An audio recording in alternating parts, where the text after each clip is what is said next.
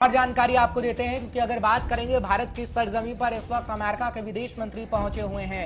Blinken इस वक्त भारत के अंदर हैं और अमेरिकी विदेश मंत्री ने आज मुलाकात भी की है भारत के विदेश मंत्री के साथ। और कोरोना के खात्मे के लिए दोनों देश प्रतिबद्ध हैं, ये दरअसल भी कहा गया है। और मदद के लिए भारत का शुक्रिया भी कहा गया है। ब्लिंकन की तरफ से अमेरिका के विदेश मंत्री ने भारत का शुक्रिया कहा जब कोरोना काल में भारत की तरफ से मदद पहुंचाई गई अमेरिका को, और कई अहम मुद्दों पर चर्चा भी की गई है। तमाम जानकारी हम आप तक पहुंचाने की कोशिश कर रहे हैं क्योंकि अगर हम बात करें ब्लिंकन की तो ब्लिंकन की मुलाकात अभी प्रधानमंत्री नरेंद्र मोदी से होनी है। उनका 2 दिवसीय दौरा है भारत का और आपको जानकारी इस वक्त की बड़ी दे रहे हैं कि किस तरीके से कई अन्य मुद्दों पर बातचीत हुई है। अहम मुद्दे रहे हैं, बात कोरोना को लेकर करें या फिर हम बात करें अन्य मुद्दों की, अफगानिस्तान का मुद्दा, मानवाधिकार का मुद्दा, कई मुद्दे हैं जिन पर बातचीत की गई है। कर्नल एसएस पठानिया इस वक्त हमारे साथ जुड़ रहे हैं, रक्षा विशेषज्ञ। तमाम जानकारी हम उनसे लेने की कोशिश करेंगे। बहुत बहुत शुक्रिया पठानिया साहब एक बार फिर हमारे साथ जुड़ने के लिए। पठानिया साहब, मुलाकातों का दौर आज जारी है और कहा गया है भारत का शुक्रिया अमेरिका के विदेश मंत्री की तरफ से जो कोरोना काल में मदद पहुंचाई गई है। हालांकि अन्य मुद्दों पर भी बातचीत की गई है। कहा जा रहा है कि अफगानिस्तान का मुद्दा, मानवाधिकार का मुद्दा, जिस पर हम बातचीत पिछले दिनों कर भी रहे थे, क्या मायने निकाले जाएं इस मुलाकात के पठानिया साहब? सबसे पहले ही एक बहुत ही इम्पोर्टेंट विजिट है ब्लिंकन साहब की, सेक्रेटरी ऑफ स्टेट। ऐसी विजिट होती है उसके अंदर कुछ चीजें दिखाई जाती हैं, कुछ चीजें नहीं दिखाई जाती हैं जी। अभी ब्लिंकन जो है, देखिए इस समय बैटल क्या चल रही है, बैटल चल रही है सुपरमेसी की यूएसए और चाइना के बीच में जी। यूएसए और पूरी जो दुनिया इस समय है वो चाइना से काफी हद तक नाराज है क्योंकि उन्होंने जो पूरे विश्व में ये जो महामारी फैलाई थी कोरोना, और जिस तरीके से उन्होंने इसकी जांच को रोका है जानबूझ के।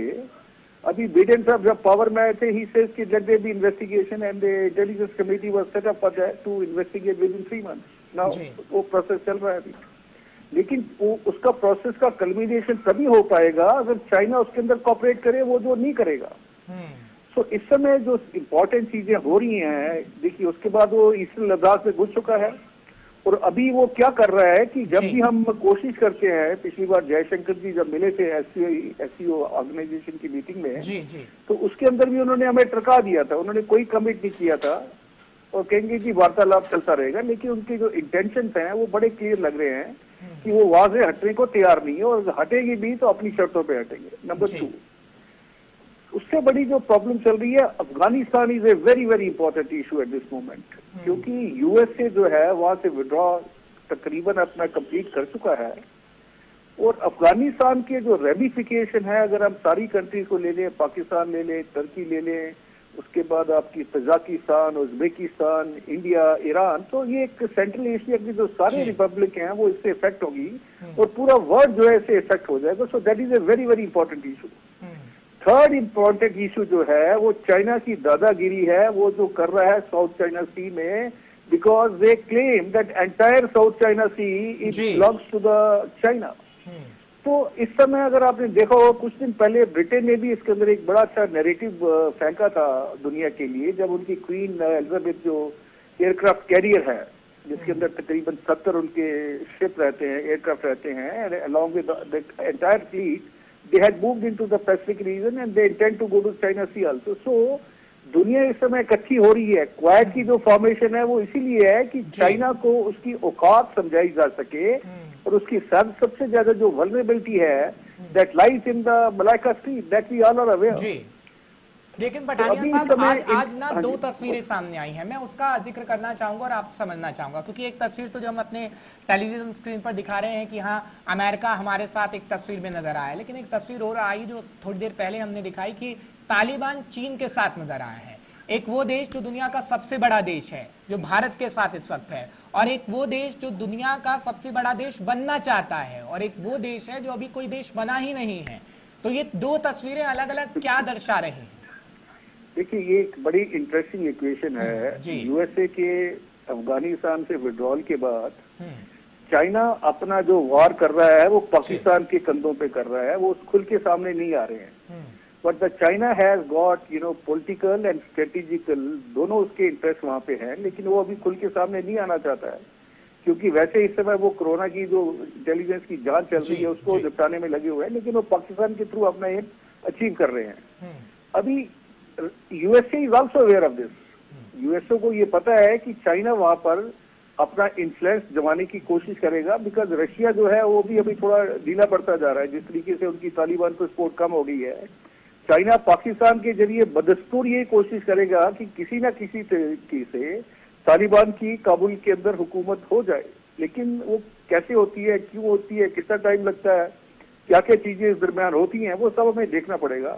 But to my mind very unlikely, because USA is a supreme power, only super power in the world, they will ensure. और उनका इतना क्लाउट है, उनका इतना पकड़ है बाकी देशों पे कि वो जो करवाना चाहते हैं वो करवा देते हैं। इसका आपने इराक में भी एग्जांपल देखा होगा, जब वो नेटो और पूरी दुनिया की फौज के साथ गए थे, और आपका अफगानिस्तान में भी आप देख चुके हैं। तो चाइना इस समय अपने आप को कंसोलिडेट करने की कोशिश कर रहा है, और सबसे बड़ी बात यह है कि यूएसए का मेन जो पर्पज है कि चाइना का जो प्रभुत्व है या जो दादागिरी है उसको खत्म करना है, और उसके लिए वो एयर, सी एंड लैंड तीनों चीजों को परहेज करने से, यूज करने से परहेज नहीं करेंगे, और चाइना को आस्ते आस्ते उसकी औकात समझ जाएगी। इस समय चाइना की सबसे बड़ी एडवांटेज ये है कि entire world is dependent on the Chinese stuff when it comes to the trade, because Europe की कंट्री, यूएसए कंट्री, वो अपना मैन्युफैक्चरिंग तो करते नहीं है, तो मैन्युफैक्चरिंग वो सबसे चाइना में पड़ती है। China is trying to exploit that particular thing, but that will not go for a very long time. That's what how I look at it. ठीक है पठानिया साहब, बहुत बहुत शुक्रिया हमारे साथ जुड़ने के लिए और बातचीत करने के लिए। दरअसल क्या कुछ हो रहा है, और ये बातचीत करनी जरूरी भी है दरअसल, क्योंकि दुनिया की जानकारी भी हम 5 के पंच में पहुंचाते हैं। फिलहाल जयशंकर साहब क्या कुछ कह गए हैं वो भी आपको सुनवाएंगे, क्योंकि मुलाकातों का दौर चला और ब्लिंकन साहब, जयशंकर साहब एक ही टेबल पर थे। फिलहाल क्या कुछ कहा गया है वो भी आपको फटाफट से सुनवा देते हैं। The COVID issue was naturally a particular priority. So let me first acknowledge the responsiveness of the Biden administration to keeping the raw material supply chain open for vaccine production in India. And then say a big thanks for the support we received during the COVID second wave from the United States, a support that I would say was truly exceptional. We focused today on expanding vaccine production to make it globally affordable and accessible. We also discussed travel challenges resulting from COVID. The US has been very forthcoming on students. I really appreciate all the trouble that the State Department and the Embassy has gone to in that regard. And I very much hope will take a sympathetic view of other travelers in the days to come. We spoke at length about regional concerns, multilateral institutions, and global issues. The expanding Indian footprint, be it in Africa, Southeast Asia, Caribbean, or the South Pacific, has naturally broadened our shared agenda. Among the many issues that we looked at, I would specifically note Afghanistan, the Indo-Pacific, and the Gulf. Regarding Afghanistan, it is essential that peace negotiations are taken seriously by all parties. The world wishes to see an independent, sovereign, democratic, and stable Afghanistan at peace with itself and with its neighbors. But its independence and sovereignty will only be ensured if it is free from malign influences. Similarly, unilateral imposition of will by any party will obviously not be democratic and can never lead to stability. As the Minister said, we discussed a number of critical issues today. COVID-19 being at the top of the agenda. It's hit both of our countries very, very hard. We remember with gratitude, and we will not soon forget the aid and assistance that India provided to us in the early days of COVID-19. When our hospitals were overwhelmed early in the pandemic, and I'm proud that we could help return the gesture of friendship. Over the past few months, The United States government has contributed more than $200 million to India for COVID-19 relief. And there's been a huge outpouring from individual Americans, from the private sector, in support as well.